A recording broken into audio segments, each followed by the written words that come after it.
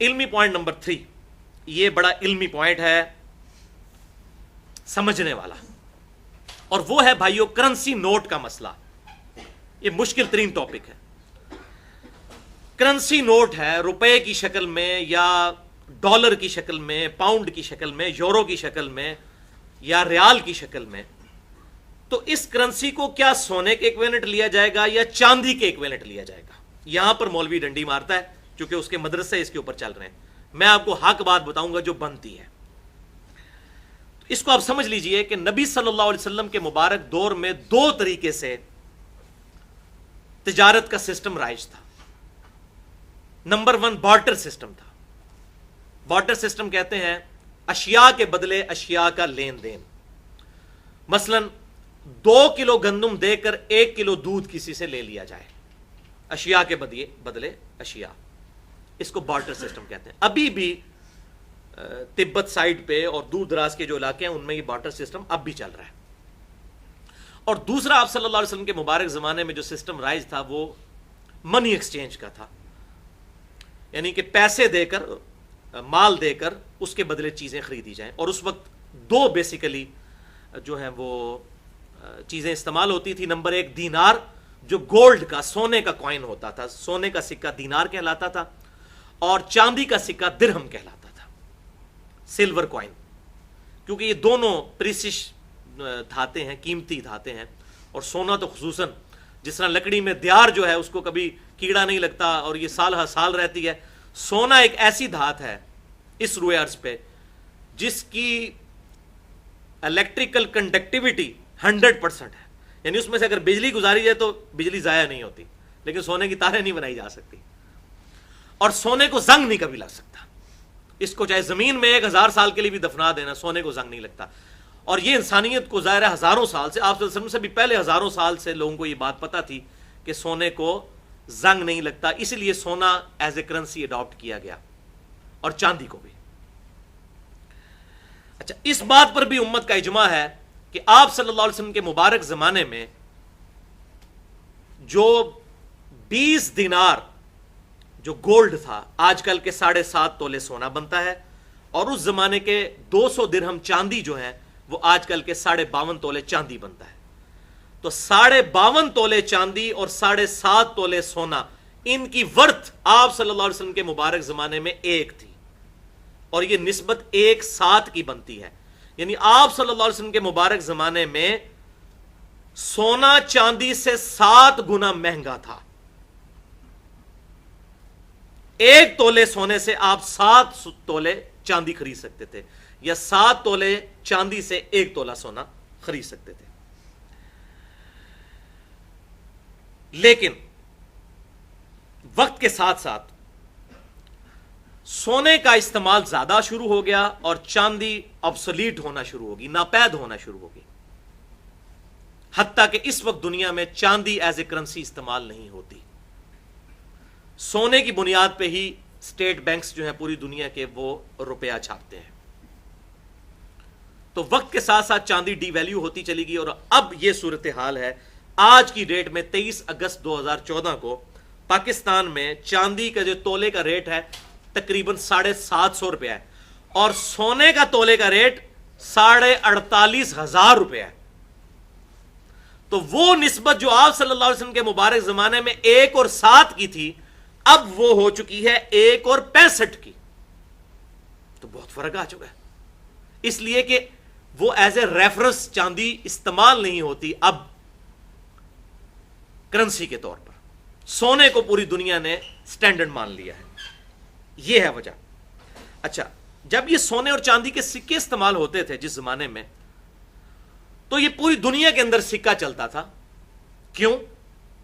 کہ جو سونے کا سکہ ہوتا تھا اس کی انٹرنسک ویلیو جو ہے، پوشیدہ اس کی ویلیو اور اس کی فیس ویلیو یہ برابر ہوتی تھی۔ یہ دو ہی قیمتیں ہوتی ہیں۔ ہمارے نوٹ کی جو انٹرنسک ویلیو ہے وہ ہو سکتا ہے اسٹیٹ بینک نے اتنا سونا نہ رکھا ہو، لیکن ہم یہ سمجھتے ہیں کہ یہ 100 روپے کا جو ہے یہ نوٹ، اس کے پیچھے اتنا سونا ہے۔ لیکن اگر آپ کو 100 گرام کا سونے کا کوائن دے دیا جائے، سکہ، وہ آپ پوری دنیا میں کہیں لے جائیں، اس کی ویلیو وہی رہے گی، इंट्रिंसिक वैल्यू, उसकी पोशीदा वैल्यू और उसकी फेस वैल्यू उतनी ही होगी। पूरी दुनिया में कहीं ले जाए सोने को, वो स्टैंडर्ड है। फिर ह्यूमन हिस्ट्री में एक टर्निंग पॉइंट आया 18वीं सदी के अंदर, जब यहूदियों ने बैंकिंग का सिस्टम शुरू किया एक पूरी नेगेटिव साजिश के तहत, और उन्होंने लोगों का सोना अपने पास रख के कहा कि भाई सोना तो चोरी हो जाएगा, आप हमारे पास रखवाएं, हम हिफाजत करेंगे इसकी।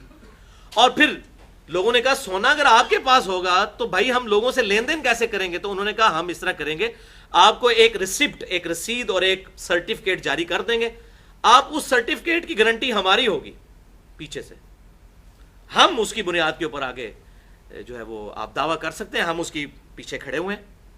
तो उस सर्टिफिकेट और रिसिप्ट की बुनियाद पे आप एक दूसरे के साथ लेन देन करें, सोना हमारे पास पड़ा रहेगा।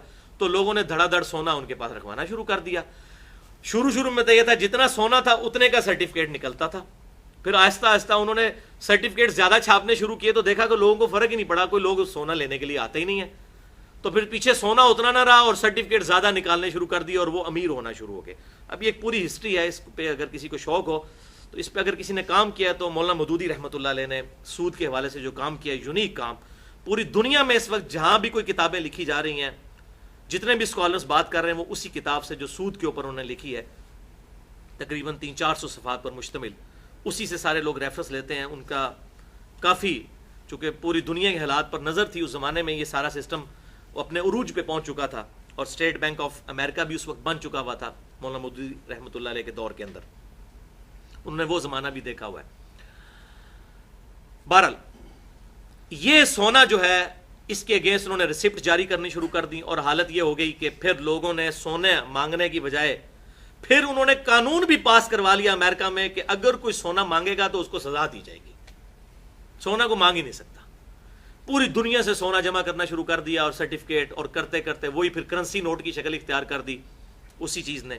और आज पूरी दुनिया के अंदर करेंसी नोट चल रहे हैं। आप कोई भी नोट, अपना पाकिस्तान का अगर नोट उठा के देखें तो इस नोट के ऊपर 2 बातें लिखी हुई हैं। नंबर 1, हुकूमत पाकिस्तान की जमानत से जारी शुदा। ये अब आप समझेंगे ये क्या ऊपर ये गिद्दड़ सिंगी लिखी होती है इन्होंने, ये आपको आज समझ आएगी कि क्या। अब आपको बड़ा अहम लगेगा, यार अच्छा ये चीज लिखी हुई है इन्होंने। अच्छा, जाहिर है हुकूमत पाकिस्तान की अगर जमानत नहीं तो वो कागज का एक टुकड़ा ही है ना।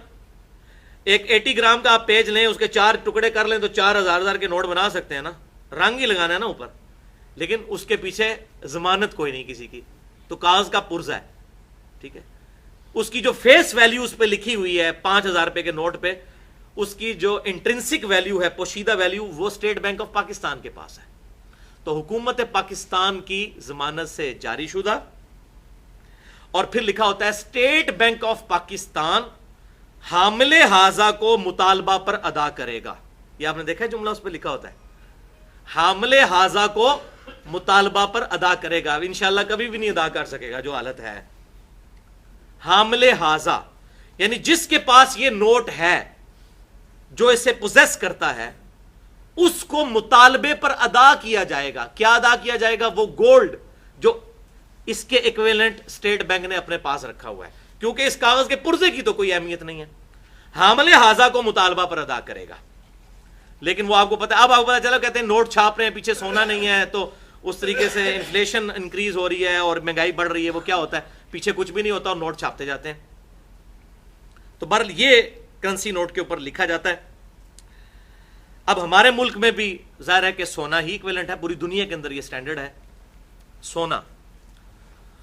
और अब यहां तक सिस्टम पहुंच चुका है कि सोने का रेट जो है वो डॉलर के जरिए निकाला जाता है। ये साजिश है जो असल में हुई है।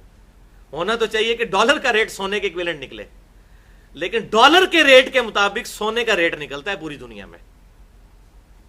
और रियल टाइम डाटा इंटरनेट के जरिए पूरी दुनिया में जा रहा होता है, और लोग वो बताते हैं, आपको पता है ना, आप सुनियारों के पास, गोल्ड स्मिथ्स के पास जाए तो कहते हैं जी आज दा रेट है, वो रेट डॉलर के अगेंस्ट निकला होता है। हालांकि सोना जो है वो गाइड करता है डॉलर को, लेकिन डॉलर इतना मजबूत हो गया ये पूरी साजिश के साथ कि आज डॉलर जो है वो डिफाइन करता है कि ये रेट है सोने का, चाहे उसके पीछे सोना हो या ना हो। अब इस पूरी गुफ्तगू का कंक्लूजन ये हुआ कि करेंसी नोट जो है اب یہ مولوی کو تو میں نہیں سمجھا سکتا، آپ لوگوں کو کم از کم جتنے یہاں 80 90 100 کے قریب لوگ بیٹھے ہوئے ہیں، آپ کو کم از کم یہ بات سمجھ آ گئی ہے کہ یہ کرنسی نوٹ جو ہے ایکویلنٹ ہے گولڈ کے، لہذا کرنسی کا نصاب بھی گولڈ کا نصاب ہوگا نہ کہ چاندی کا ہوگا. اور یہ تو تھی اس کی ٹیکنیکل گفتگو. اب میں اس کی لاجک بھی پیش کرتا ہوں. بخاری اور مسلم کی متفق علیہ حدیث ہے، بخاری میں 1459، مسلم میں 2263، کہ آپ صلی اللہ علیہ وسلم نے فرمایا کہ 5 اونٹوں سے کم میں زکوٰۃ نہیں ہے. 5 اونٹوں کی قیمت کتنی بنتی ہے؟ تقریباً 5 لاکھ روپیہ. اچھا، جس کے پاس 5 اونٹ ہیں، 5 لاکھ روپیہ اس کی قیمت بنی، اس پہ زکوٰۃ 5 اونٹوں سے کم ہے اگر، تو اس پہ 4 اونٹوں پہ بھی زکوٰۃ نہیں. 4 اونٹوں پہ تقریباً 4 لاکھ روپے بن گیا. لاکھ روپے کا ایوریج اونٹ آتا ہے. اور چاندی کا نصاب جو ہے وہ تو 38,000 روپیہ بنتا ہے، 52.5 تولے، کیونکہ 750 روپے تولا ہے. اس سے آپ آدھا اونٹ بھی نہیں خرید سکتے. یہ میں لاجیکل بات کر رہا ہوں. اگر گولڈ کا نصاب لیا جائے وہ تقریباً اسی کے قریب قریب بنتا ہے، 3.25 لاکھ روپے کے قریب. یہ لاجیکل بھی میں نے بات کی. اچھا، پھر بکریوں کا آپ نصاب دیکھیں، 40 بکریوں سے شروع ہوتا ہے. 40 بکریوں کی آپ ذرا قیمت نکال کے دیکھیں، 7-8 لاکھ روپے بنتی ہے اگر 20,000 روپے کی بھی لگائی جائے بکری. تو چاندی میں تو آپ 2 بکریاں مشکل سے خریدتے ہیں چاندی کے نصاب کے اعتبار سے، اور 40 بکریوں پہ جا کے زکوٰۃ کا نصاب شروع ہو رہا ہے بکری کے اوپر. تو چاندی کے اوپر نصاب اگر لگایا جائے تو پھر تو 2 بکریوں کے اوپر زکوٰۃ. تو یہ ان لاجیکل بات ہے. کرنسی نوٹ چاہے وہ روپیہ ہو، ڈالر ہو، پاؤنڈ سٹرلنگ ہو، یورو ہو، ریال ہو، یہ ایکویلنٹ ہوگا گولڈ کے. گولڈ کا جب نصاب، جس کے پاس 7.5 تولے کرنسی ہوگی، یا سونا اور کرنسی ملا کے اس کی ویلیو 7.5 تولے سونے کے برابر یا 87.48 گرام گولڈ کے برابر ہوگی، تب اس کے اوپر زکوٰۃ شروع ہوگی مال کے اعتبار سے. یہ الحمدللہ میں نے پوائنٹ کلیئر کر دیا.